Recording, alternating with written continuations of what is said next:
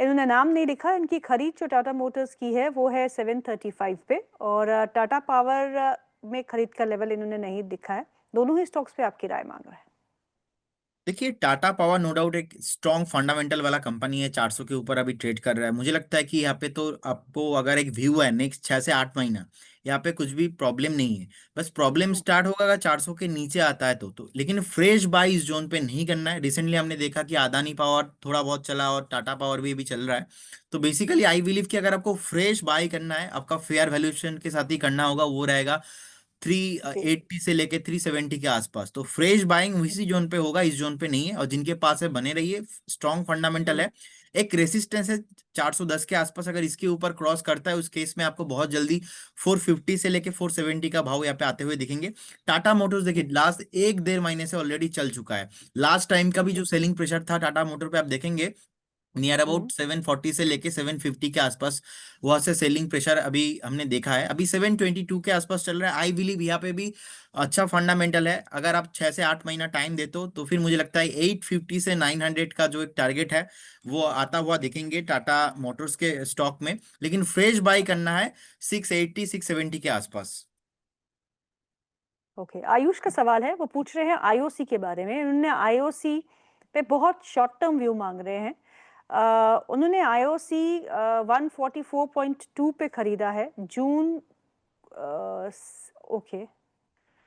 I don't know इसने इन्होंने call खरीदा है या क्या किया है, पर उनका खरीदारी का प्राइस जो है 144.20 है। What would be the best suggestion for my position for the month of June?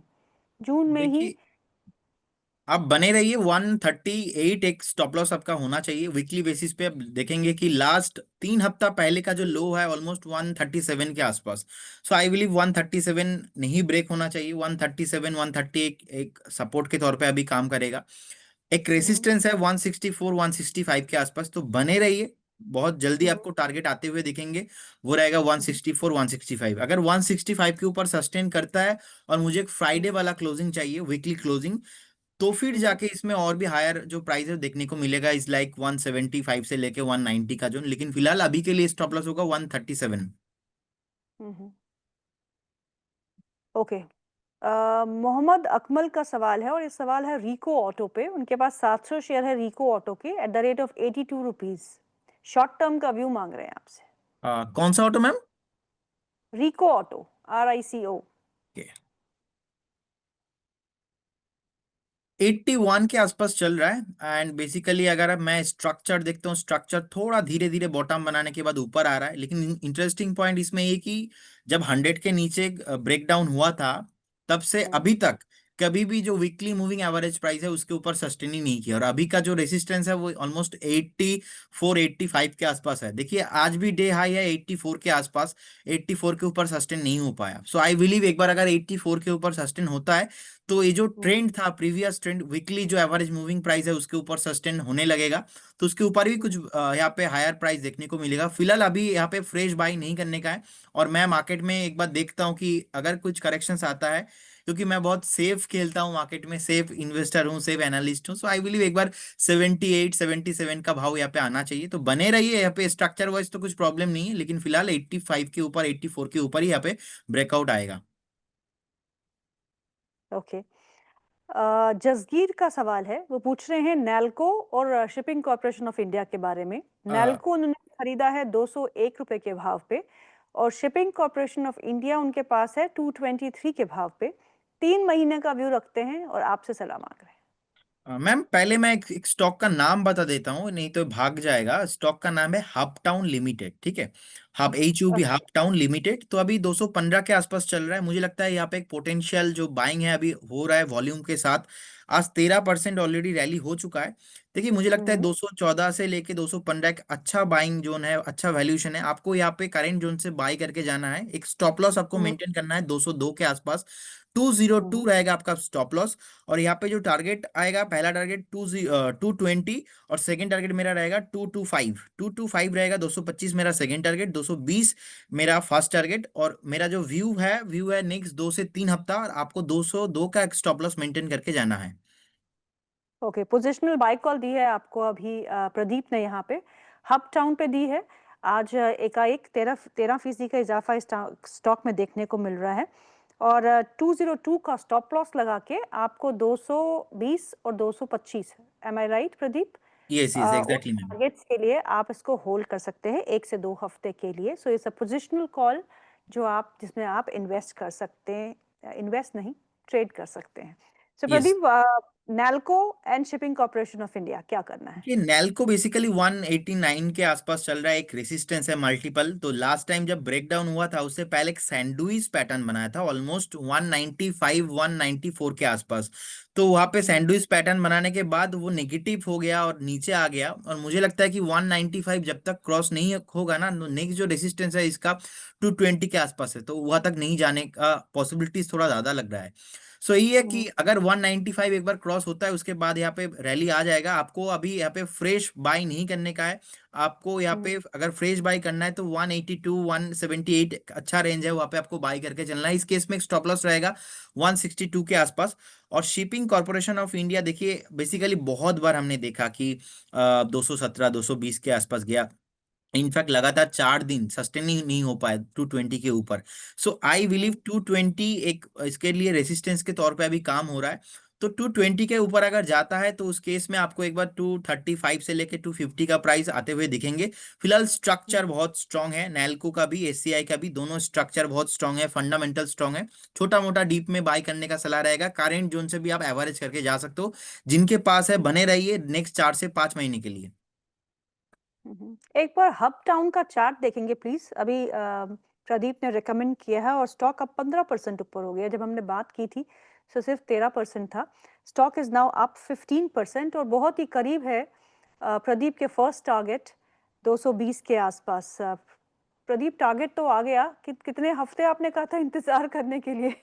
Sir ma'am मैं बेसिकली क्या होता है, मैं सेफ इन्वेस्टर हूँ, सेफ एनालिस्ट हूँ, तो मैं हमेशा बोलता हूँ कि 2 से 3 हफ्ता। लेकिन मेरा हम्म, ट्रेंड ऐसा ही रहा है लास्ट 2 3 महीने से, मैं बोलता हूँ 2 से 3 हफ्ता, लेकिन वो 2 6 घंटे में ही आ जाता है। क्या होता है ना, हम्म, मार्केट है, कभी आप जाता है कभी डाउन होता है, लेकिन हमको प्रॉपर स्टॉप लॉस के साथ इस काउंटर पे बने रहने का ही है। करेक्ट। तो आप मूव जो है इस स्टॉक में देख सकते हैं। अगला सवाल ले लेते हैं और अगला सवाल है फारूक मुमताज का। और वो पूछ रहे, नहीं, फारूक कुरैशी जी हैं, मुंबई से लिखते हैं। हिंदुस्तान जिंक उनके पास है 50 share at the rate of 519। Sell उनके पास है 200 share at the rate of 134 rupees each. Suggestion मांग रहे हैं आपसे कि वो बेच दे या फिर बने रहे। देखिए मुझे लगता है कि अभी सेल में जो है 132 के आसपास चल रहा है। एक जो नेक्स्ट रेजिस्टेंस है 143 144 के आसपास है, तो जिनके पास है बने रहिए। ये छोटा मोटा करेक्शंस आ रहा है, मुझे लगता है ये हेल्दी करेक्शंस है, नॉर्मल है, क्योंकि लास्ट 3 हफ्ते 4 हफ्ते से नॉन स्टॉप भाग रहा है। सो मेरा हम्म, मानना है यहाँ पे ऐसा है कि आप एक बार 120 का एक स्टॉप लॉस मेंटेन कीजिए, बने रहिए। बहुत जल्दी आपको यहाँ पे 142 145 का एक टारगेट आते हुए दिखेंगे। अगर इसके ऊपर सस्टेन करता है तो नेक्स्ट रेसिस्टेंस है 170, उससे पहले नहीं है। तो 145 जैसे ही ब्रेक होगा और एक फ्राइडे वाला क्लोजिंग अगर देता है, वीकली क्लोजिंग, तो उसमें आपको 170 तक भी जाने का हाई पॉसिबिलिटीज है। हिंदुस्तान जिंक में देखिए अभी 521 के आसपास चल रहा है, 521।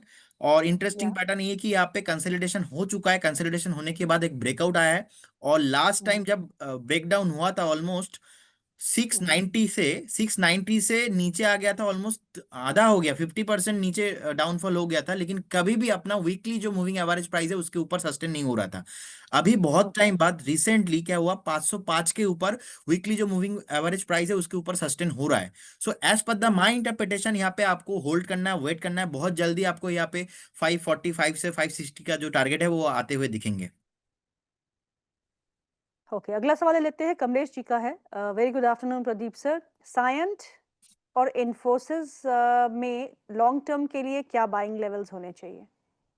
देखिए साइंट बेसिकली अभी 1336 के आसपास चल रहा है, और मुझे लगता है कि आपको यहाँ पे होल्ड करना चाहिए। स्ट्रक्चर बहुत ही स्ट्रांग है, बेस बनाया और बेस बनाने के बाद यहाँ पे अभी होल्ड कर रहा है। और इंटरेस्टिंग फैक्ट यही है कि जब बेस होता है, मेरा मानना है ऐसा है कि अगर बेस के टाइम पे morning star pattern with volume अगर होता है, तो उस केस में जो बेस है बहुत ही स्ट्रांग होता है। तभी बेस हो चुका है, धीरे धीरे अभी ऊपर ही आ रहा है, तो बने रहिए। बहुत जल्दी आपको यहाँ पे 1450 से लेके 1500 1500 के आसपास भाव मिल सकता है, तो आप फ्रेश बाय भी करके जा सकते हो। लेकिन मिनिमम आपका जो व्यू पॉइंट है वो होना चाहिए 3 से 4 महीना। बाकी इन्फोसिस देखेंगे, नो डाउट आईटी अभी रैली उतना हुआ नहीं। आप देखेंगे कि लास्ट टाइप का जो टॉप है आईटी इंडेक्स का नियर अबाउट 46,000 से लेके 45,000 के आसपास था। उसके बाद हमने हम्म। देखा आईटी नीचे आ गया, ऑलमोस्ट आईटी हम्म। 30% ड्रॉप हो गया था। अभी धीरे धीरे करके रिकवरी हो रहा है, अभी भी टॉप से नियर अबाउट 16% 15% अभी भी नीचे है। सो आई बिलीव अगर आईटी इंडेक्स ओवरऑल रैली होता है, उसमें रिकवरी होता है, फर्स्ट ऑफ ऑल तो रिकवरी होना है टॉप से। सेकंड, उसके बाद अगर ब्रेकआउट आता है, सस्टेन होता है और भी 15-20%, मतलब near about enter the IT theme में अभी भी 30% से 35% रैली बाकी है। तो इस केस में मैं इन्फोसिस को साथ जाना चाहूंगा, और पसंद भी है मुझे बहुत, क्योंकि फंडामेंटल टेक्निकल बहुत जबरदस्त है। आप देखेंगे नियर अबाउट 26,750 करोड़ का आसपास नीट प्रॉफिट पोस्ट किया था। लिक्विडिटी का कुछ प्रॉब्लम यहाँ पे है नहीं, ऑलमोस्ट 6,73,000 करोड़ के आसपास मार्केट कैप है। तो बने रहिए, बहुत जल्दी आपको यहाँ पे और भी हायर प्राइस देखने को मिलेगा। सो एक अप डाउन का चार्ट एक बार फिर देखेंगे हम, और हम देखेंगे कि आई थिंक 222 का हाई जो है अभी अभी लगाया है उसने, तो first target has met. 225 is the next target. The stock is up 17%, आपकी स्क्रीन पे है। 220 आपको प्रदीप ने पहला टारगेट बताया था, और वो मीट हो गया है। 222 के आसपास इस समय कामकाज कर रहा है, और next target is 225, right Pradeep? Exactly exactly, और देखिए 223.45 के आसपास हाई भी लगा दिया है। अभी यहाँ पे अच्छा खासा आपको प्रॉफिट भी हो रहा है। तो इंटरडे में हम्म। अगर प्रॉफिट आ रहा है तो मेरा सलाह ये है कि प्रॉफिट बुक करके जाइए। और अगर आपके पास और भी थोड़ा लंबा व्यू है, नेक्स्ट 2 से 3 महीना, मुझे लगता है एक बार 245 से लेके 250 का प्राइस भी आने का हाई पॉसिबिलिटीज है। लेकिन यहाँ पे प्रॉफिट आ रहा है तो और थोड़ा वेट कीजिए, और अभी डे हाई के आसपास ही है। मेरा 225 का आज का टारगेट है, तो आप प्रॉफिट हम्म। बुक करके जाइए। और कोई स्टॉक आपके रडार पे है? सर मैम आएगा तो मैं बता दूंगा आपको। ओके, अगला सवाल ही लेते हैं, और अगला सवाल है सद्दाम हुसैन जी का। सद्दाम क्या है हुसैन मैम, जो मेरा ना एक ट्रेंड रहा है लास्ट कुछ दिनों में, जब भी कुछ हम्म, ब्रेकआउट आता है और अगर मैं शो में लाइव हूं तो मैं आपको रोक के बोलूंगा कि मैम मुझे परमिशन दीजिए, एक स्टॉक आया है, मैं नाम पहले ले लेता हूँ। देखिए आपने मुझे क्वेश्चन किया, मैंने बोला पहले मैं नाम बता देता हूँ, क्योंकि मुझे लग रहा था जिस तरीके से वॉल्यूम बिल्ड हो रहा है लास्ट 15 मिनट, लास्ट 10 मिनट से, और मैं अभी ऑब्जर्व भी कर रहा था। और मुझे आपके टीम से बताया गया था थोड़ा 5 मिनट पहले ज्वाइन करने के लिए, और मैं बाद में थोड़ा 5 मिनट लेट हो गया। मैं हम्म, वही ऑब्जर्व कर रहा था वॉल्यूम कंफर्मेशन हुआ कि नहीं, क्योंकि ज्यादा टाइम नहीं रहता शो में, और ऐसा कभी मैंने आग लगाया नहीं शो में आपका। तो मैं वही चाहता था, एक बार मैं कंफर्मेशन के साथ बात करूंगा, तो कंफर्मेशन हुआ, तो इसलिए मैंने आपको तुरंत आके बताया। ब्रिलियंट। और अब मुझे लगता है कि 225 का आंकड़ा बहुत करीब है, क्योंकि 223 के आसपास इस समय कामकाज कर रहा है। चलिए अब अगला सवाल ले लेते हैं। अगला सवाल जो है वो है सद्दाम हुसैन जी का, हमें उड़ीसा से लिखते हैं। उनके पास ट्रेंट है, 5670 में खरीदा है उन्होंने, और उनके पास जियो फाइनेंशियल है जो उन्होंने 230 के भाव पे खरीदा है। दोनों ही स्टॉक्स काफी फंडामेंटली स्ट्रांग है। टेक्निकल चार्ट्स क्या कहते हैं? देखिए ट्रेंड में मुझे लगता है मैम 5,750 के आसपास चल रहा है, आपको यहाँ पे एक बार वेट करना है, क्योंकि लास्ट टाइम हम्म, का जो टॉप है ऑलमोस्ट 6,200 के आसपास है। तो बने रहिए, कुछ स्ट्रक्चर वाइज प्रॉब्लम नहीं है, फंडामेंटल भी ठीक ठाक है। आपको बस यहाँ पे एक स्टॉप लॉस मेंटेन करना है। स्टॉप लॉस रहेगा मेरा यहाँ पे 5,250 स्टॉप लॉस रहेगा। बने रहिए, कुछ स्ट्रक्चर वाइज प्रॉब्लम नहीं है। और जियो हम्म, फाइनेंस का कॉल मेरा 215 से एक्टिव है, अभी भी है। और मेरा मानना है कि यहाँ पे ऑल टाइम हाई नेक्स्ट चार हम्म, से पांच महीने में मैक्सिमम पॉसिबिलिटीज है। तो जिनके पास है बने रहिए, कुछ भी प्रॉब्लम नहीं है। यहाँ पे आप एक हम्म, करंट जोन से एक स्टॉप लॉस मेंटेन कीजिए। स्टॉप लॉस रहेगा मेरा 266। 266 हम्म, मेरा रहेगा stop loss. All time high जो कि ऑलमोस्ट 393 के आसपास है, 390 ऑलमोस्ट 400 के आसपास है, तो वहां पे आपको देखने को मिलेगा बहुत जल्द।